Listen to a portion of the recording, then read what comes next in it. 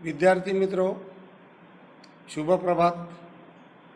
मैं DG Bhatkar, PGT इतिहास, जवाहर नवोदय विद्यालय बुलढाणा।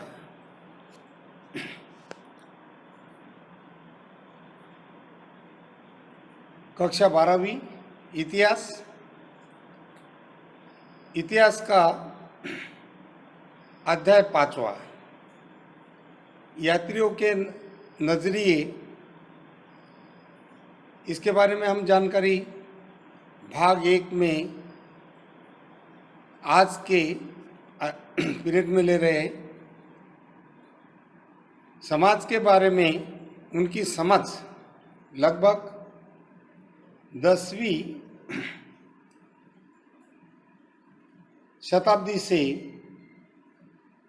17वीं शताब्दी, यानी लगभग ये 700-800 वर्षों का इतिहास, और इनमें भारत में महत्वपूर्ण यात्रियों कौन से आए और उनके नजरिए क्या थे, उन्हें किस प्रकार भारत में आने के बाद वृत्तांत लिखे, प्राकृतिक आपदाओं के संकट के वजह से, खान पान के वजह से, व्यापारी के वजह से, सौदागर के रूप में, या पुरोहित है, तीर्थयात्रियों के रूप में, सैनिकों के रूप में और राजदूतों के रूप में वो भारत में सफ़र पर आए।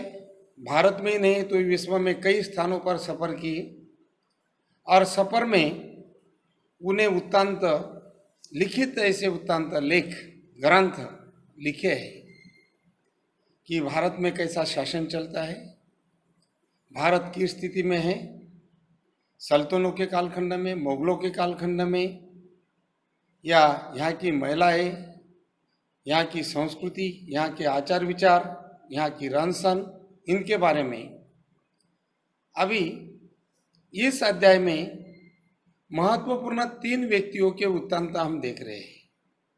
अल-बिरूनी, जो 11वीं शताब्दी में उज़्बेकिस्तान से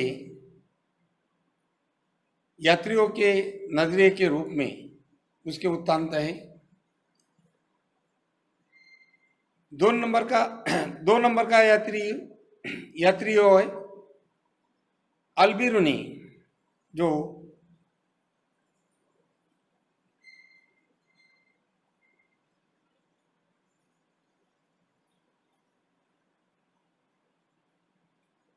यात्री है इब्न तुता, 14वीं शताब्दी में मोरक्को से आए।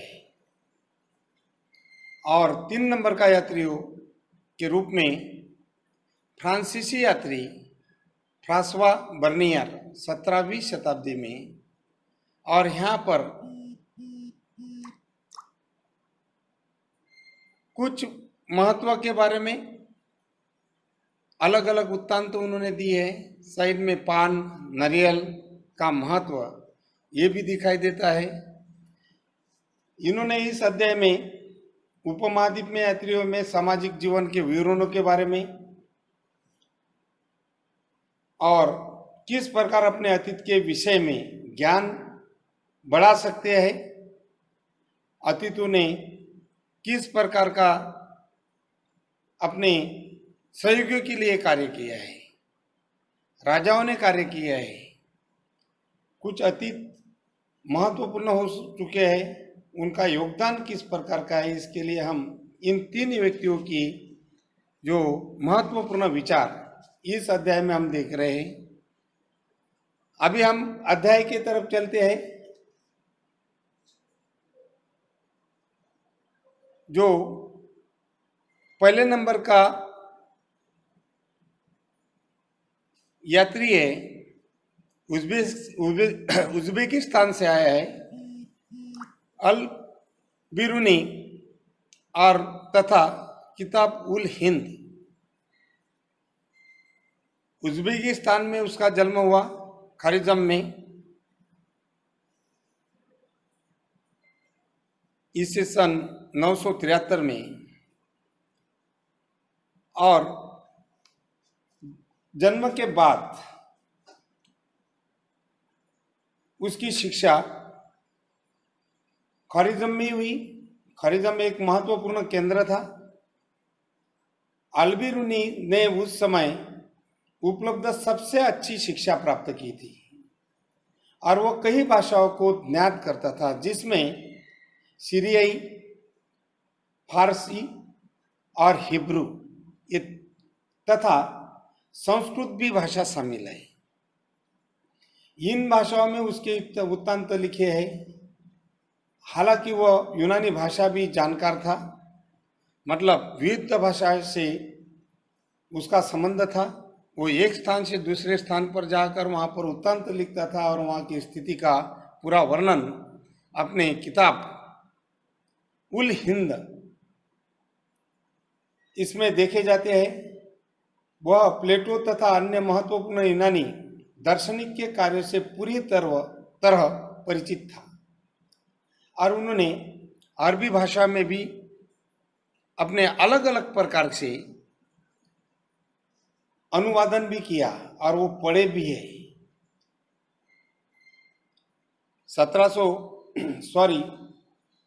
1017 में ईस्वी सन में ख्वारिज़म पर आक्रमण के पश्चात सुल्तान मोहम्मद यहाँ के कई विद्वानों को और कवियों को अपने साथ लेकर राजधानी गजनी में ले गया और गजनी में उसके साथ लेके जाने का काम सुल्तान मोहम्मद ने किया। धीरे धीरे वो शहर उसको पसंद आया। वो 70 वर्ष की आयु में अपनी मृत्यु और उनके अपना बाकी जीवन यहीं उसने बिताया। लेकिन गजनी में ही अल-बिरूनी की भारत के प्रति रुचि विकसित की, ऐसा बोला जाता है। ये खगोल, विज्ञान, गणित, चिकित्सा संबंधी भी कार्यों का भी अरबी भाषा में अनुवाद करने लगे। पंजाब के गजनी साम्राज्यों का भी हिस्सा बन जाने के बाद अल-बिरूनी ब्राह्मण, पुरोहित तथा प्राप्त विद्वानों के साथ भी कई वर्ष उसने और संस्कृत धर्म तथा दर्शन के ज्ञान भी उसने लिया। यात्रा के वृत्तांत में अरबी साहित्य का हिस्सा बन चुका है। अरबी साहित्य एक महत्वपूर्ण साहित्य था। किताब उल हिंद यह अरबी में लिखी गई अल-बिरूनी की कृति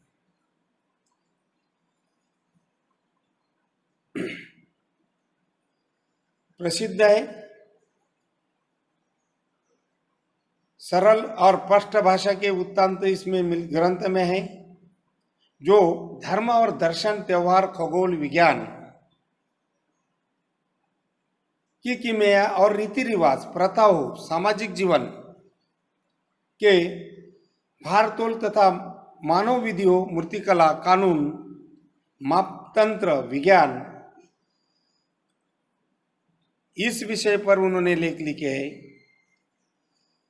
और अल-बिरूनी प्रत्येक अध्याय में एक विशिष्ट शैली का प्रयोग करता था। आरंभ में एक प्रश्न होता था कि फिर संस्कृतवादी परंपराओं पर आधारित वर्णन और संस्कृत पर भी उनका प्रभाव था। मुख्य बात यह है कि उसका गणित के तरफ ज्यादा से ज्यादा झुकाव था। दशमलव प्रणाली के बारे में भी उसकी जानकारी थी।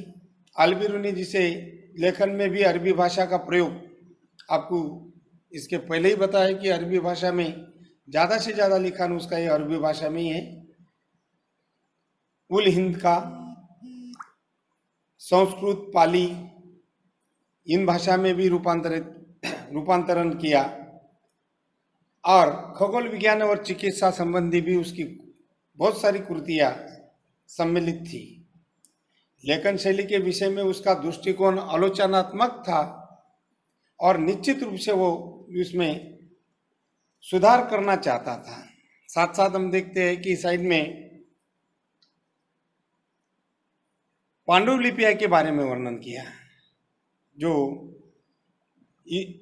6ठी शताब्दी ईसा पूर्व की एथेंस के राजनेता और कवि सलोन को विद्यार्थियों के संबोधित करते हुए दिखाया। हम अगला 2 नंबर का पॉइंट देखते हैं कि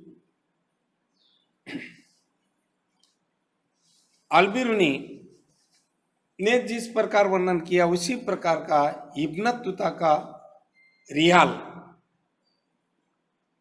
अभी इब्न बतूता द्वारा अरबी भाषा में लिखा गया उसका यात्रा के वृत्तांत रिहाल कहा जाता है। रिहाल नाम से यात्रा वृत्तांत इब्न बतूता के प्रसिद्ध है और वो इब्न बतूता एक यात्रियों का जन्म मोरक्को में हुआ। इस्लामिक कानून अथवा शरिया के बारे में ज़्यादा से ज़्यादा वो जानकार था, चिकित्सक था और जिस वजह से उसे अपनी विशेषज्ञ के लिए भी प्रसिद्ध है, जो ज़्यादा से ज़्यादा न्यायदान के लिए या राज दरबार में क्या सही है क्या गलत है, किस प्रकार का निर्णय लेना चाहिए, उसके लिए भी वो प्रसिद्ध था। अपने परिवार की परंपरा के अनुसार इब्न बतूता ने कम उम्र में ही साहित्यिक तथा शास्त्र रूढ़ शिक्षा हासिल की। अपनी श्रेणी के अन्य सदस्यों के विपरीत इब्न बतूता पुस्तक के स्रोत मानता था। वो पढ़ाई लिखाई पर ज़्यादा ख्याल देता था।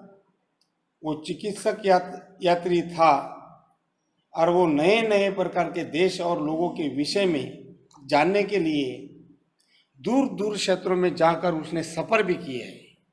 साथ साथ 1332-33 में भारत में प्रस्थान करने से पहले वो मक्का की तीर्थ यात्राएं भी उसने की। सीरिया, इराक, पारस, यमन, इन सभी क्षेत्रों में वो पूर्व अफ्रीका, ओमान तक बंदरगाह और व्यापारिक क्षेत्रों में उसका संबंध आया।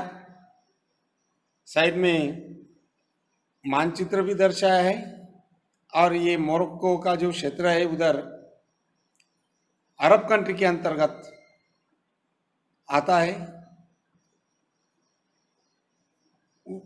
उसके अंतर्गत महत्वपूर्ण बात यह है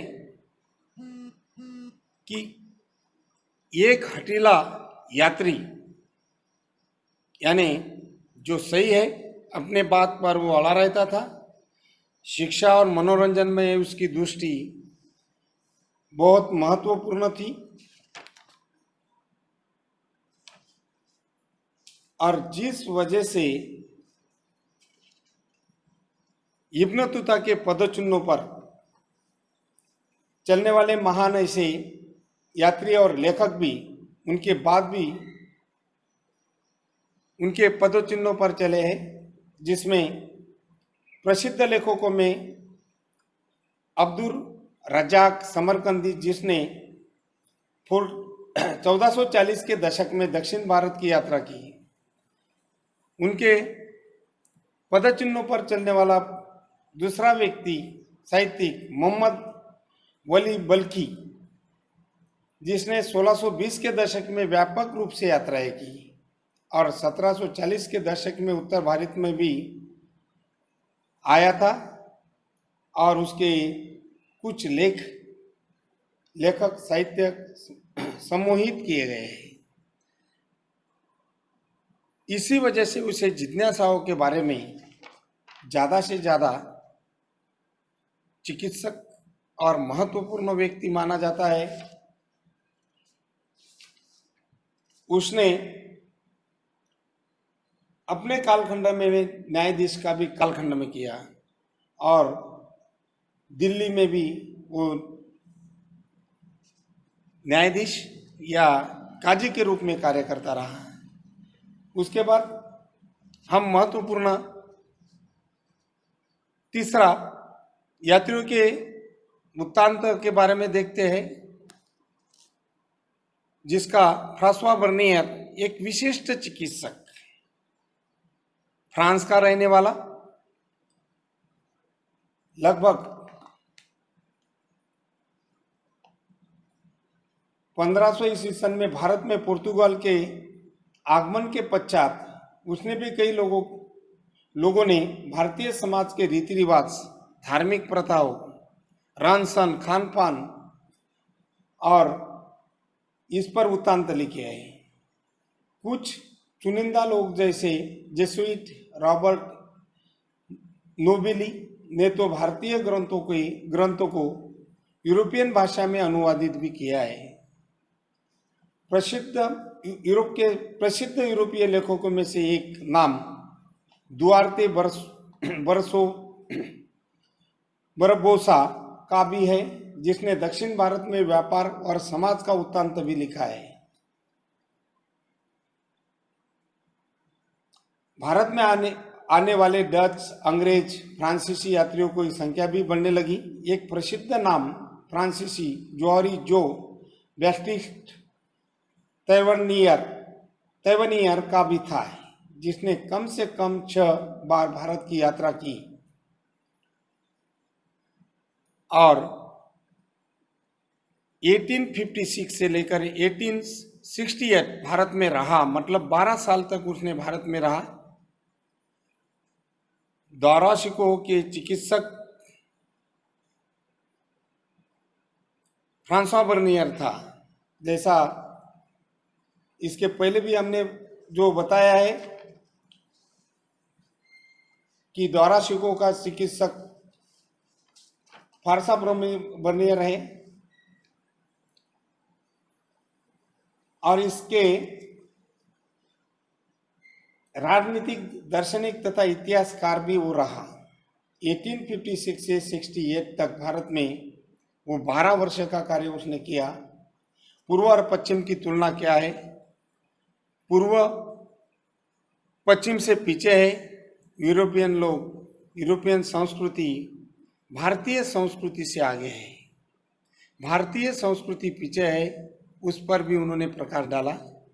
यूरोप के साथ भारत की तुलना, विविध भाषा में कार्य प्रकाशित, मुगल सेना से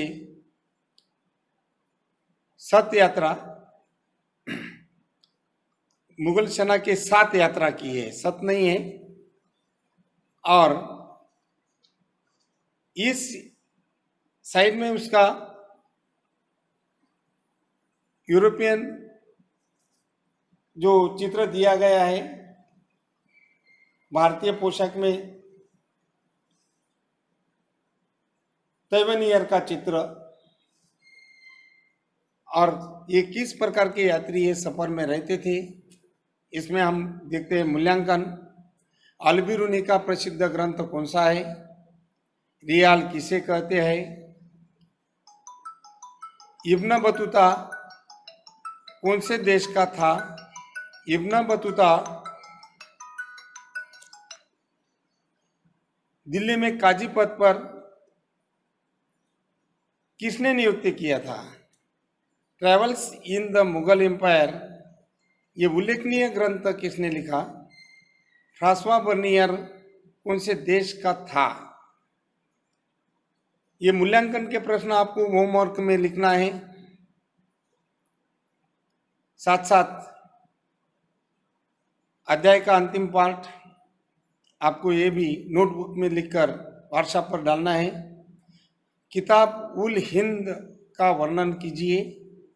ये लगभग आपका 6 मार्क का प्रश्न है। इसके 6 पॉइंट पर आपको विभाजित करना है। और आपका कुछ लगभग और भी किताब देखकर आपको कुछ शब्द इधर उधर अगर होते ही तो उसके बारे में जानकारी लेना है, बताना है कि क्या आपका पाठ कैसा लगा। और धन्यवाद विद्यार्थी मित्रों, अगले भाग में हम देखेंगे।